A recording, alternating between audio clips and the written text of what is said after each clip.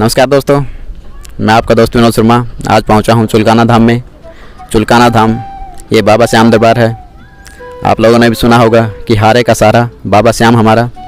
तो दोस्तों, जैसा कि 5000 साल पहले महाभारत काल में कौरव और पांडवों के बीच युद्ध हुआ था, वो युद्ध इतना विश्व का इतना भयंकर युद्ध था कि उसमें पूरे परिवार के परिवार, पूरे समाज के समाज और पूरा एक जो उनका कुल था, पूरे कुल के कुल सब नष्ट हो गए थे।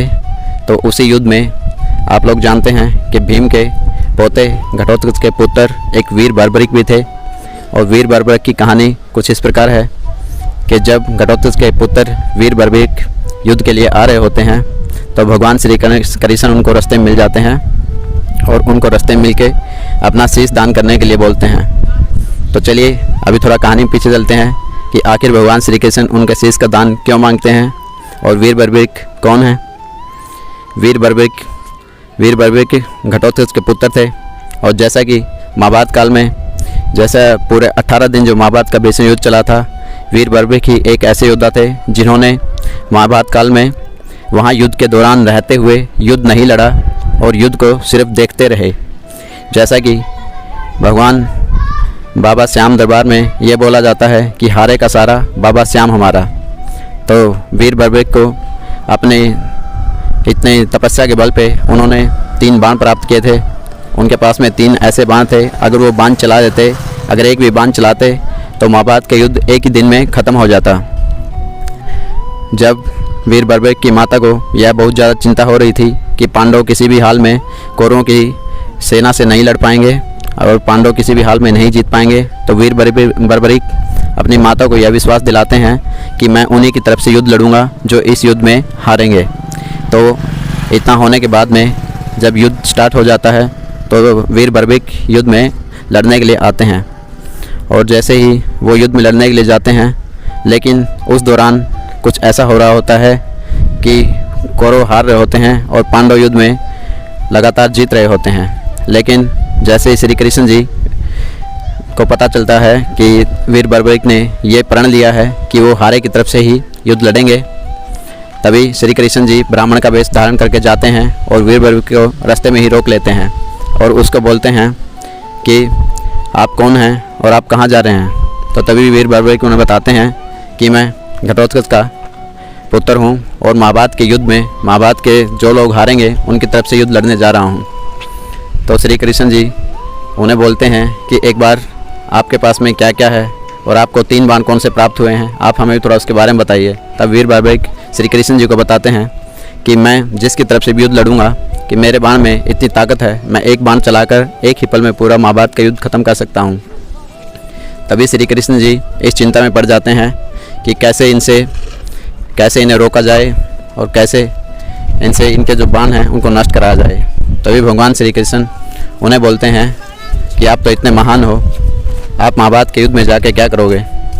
तो और उनसे उनके शीश का दान मांग लेते हैं। और श्री कृष्ण भगवान उनको आजमाने के लिए, उनके बाणों की शक्ति देखने के लिए उन्हें बोलते हैं कि आप एक बाण की शक्ति हमें भी दिखाइए। तभी वीर बर्बरिक अपना एक बाण चलाते हैं और जैसे ही वो बाण चलाते हैं तो पीपल का पेड़ होता है, पीपल के पेड़ के ऊपर में जितने भी पत्ते लगे रहते हैं वो सारे पत्तों में छेद हो जाता है। और भगवान श्री कृष्ण अपने पैरों के नीचे एक पत्ता छुपा लेते हैं, लेकिन जब अपना पैर उठा के देखते हैं तो उस पत्ते में भी छेद मिलता है। और भगवान श्री कृष्ण से ये बात सोचकर चिंतित हो जाते हैं कि वीर बर्बरिक अभी जाएंगे और ये कौरवों की तरफ से युद्ध लड़ेंगे, क्योंकि उस टाइम युद्ध में कौरव हार रहे होते हैं। तो चलिए अभी देखते हैं मंदिर के अंदर में वो पेड़ आज भी विद्यमान है। 5000 सालों से वो पीपल का पेड़ जिसमें पूरे पत्ते में छेद हो गए थे वो आज भी यहाँ है। और भगवान हारे का सारा बाबा श्याम हमारा, ये भगवान जी का दरबार भी यहाँ देख लेंगे। और दूसरा, महाभारत काल में जब भगवान वीर बर्बरिक जी ने अपने शीश का दान दिया था तो उनके 2 हिस्से हो गए थे। उनका ऊपर का हिस्सा शीश अलग जगह गिरा था और धड़ अलग जगह गिरा था। जैसा कि उनका शीश पूरा महाभारत काल में पूरा महाभारत के युद्ध देखता रहा। और बाद में आज उनका शीश खाटू श्याम राजस्थान में है, खाटू श्याम महाराज वहाँ पे है। और उनका जो नीचे का हिस्सा धड़ है वो यहाँ पे है। तो चुलकाना धाम बाबा श्याम दरबार के नाम से ही फेमस है। तो चलिए अभी चुलकाना धाम में जाके देखते हैं कि महाभारत काल से जुड़े क्या क्या यहाँ पे अवशेष बचे हुए हैं और भगवान श्याम का दरबार भी देख लिया जाए। जय बाबा श्याम।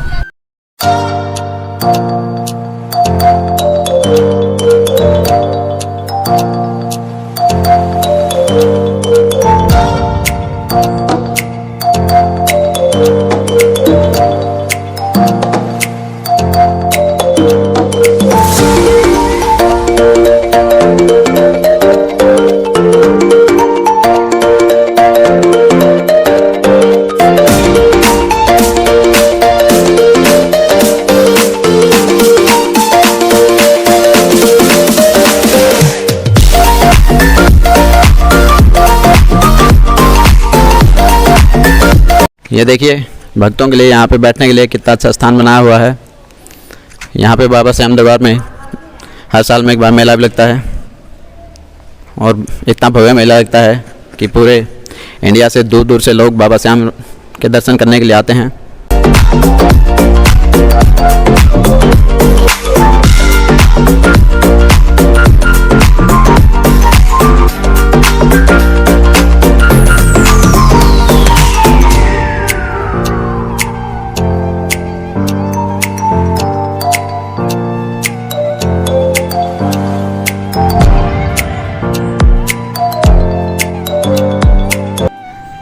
तो फ्रेंड्स अभी हम लोग श्याम बाबा के मंदिर के परिसर के अंदर आ गए हैं और ये देखिए, ये मेरे पीछे आप पीपल का पेड़ देख रहे हैं, ये वही पेड़ है जो श्री कृष्ण भगवान ने वीर बर्बरीक को बोला था कि इस पीपल के पेड़ को आप बांध के दिखाओ। तो जब वीर बर्बरीक ने एक बांध चलाया तो उस पीपल के पेड़ के जितने भी पत्ते थे सभी पत्तों में छेद हो गया था और भगवान श्री कृष्ण ने उन्हें आजमाने के लिए एक पत्ता अपने पैर के नीचे दबा के रखा था। लेकिन जब भगवान ने पैर उठाया तो देखा कि उस पत्ते में भी छेद हो गया था। तो चलिए अभी हम देख लेते हैं कि क्या सच में अभी यहाँ पे सारे पत्तों में छेद है। और ये देखिए, जितने भी पत्ते आप देख पाएंगे सभी पत्ते थोड़ा थोड़ा कटे होंगे। देखिए जितने पेड़ के पत्ते हैं सब थोड़ा थोड़ा कटे हुए हैं।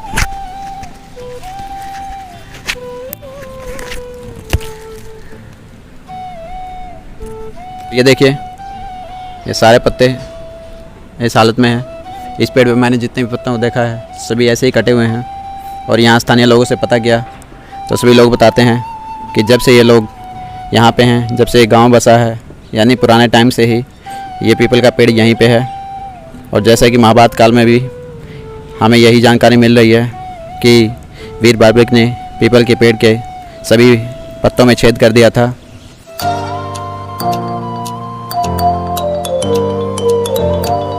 और फ्रेंड्स चलिए अभी देखते हैं। ये देखिए मेरे पीछे में कुंड बना हुआ है।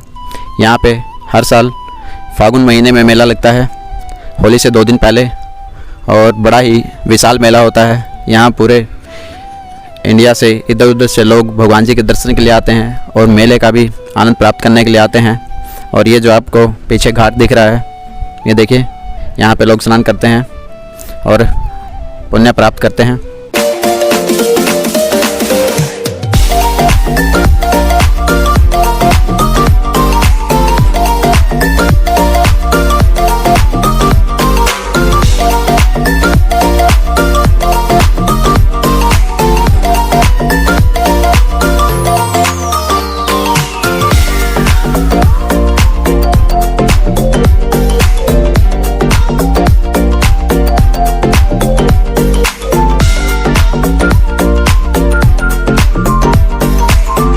तो चलिए फ्रेंड्स अभी बाबा श्याम के दरबार चलते हैं और देखते हैं कि बाबा श्याम जी का दरबार कितना भव्य सुशोभित है।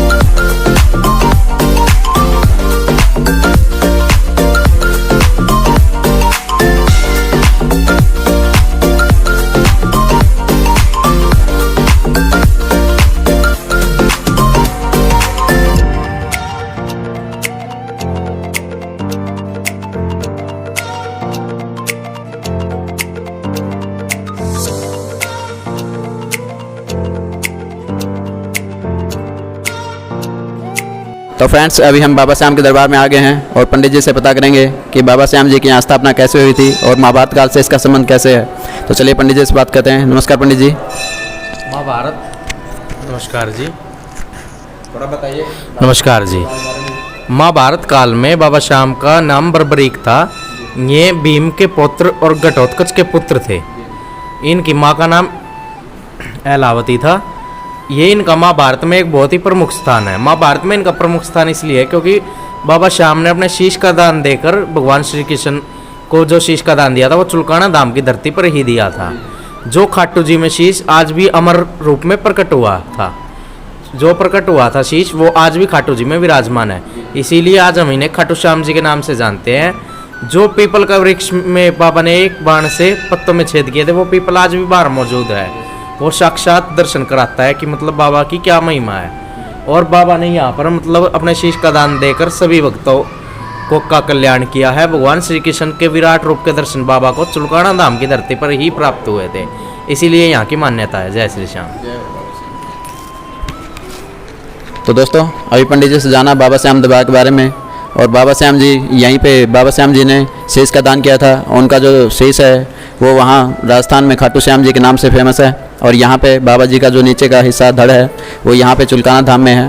तो चलिए अभी बाहर में बाबा श्याम जी के पूरे दरबार के देख लेते हैं। ये देखिए फ्रेंड्स, यहाँ पे बाबा श्याम दरबार में ये नीचे का वो वीर बर्विक का वो हिस्सा है। ये देखिए जो मैंने आपको बताया था और पंडित जी ने बताया कि उनका धड़ यहीं पे चुलकाना धाम में ही है, जो ये उनका समाधि स्थल है।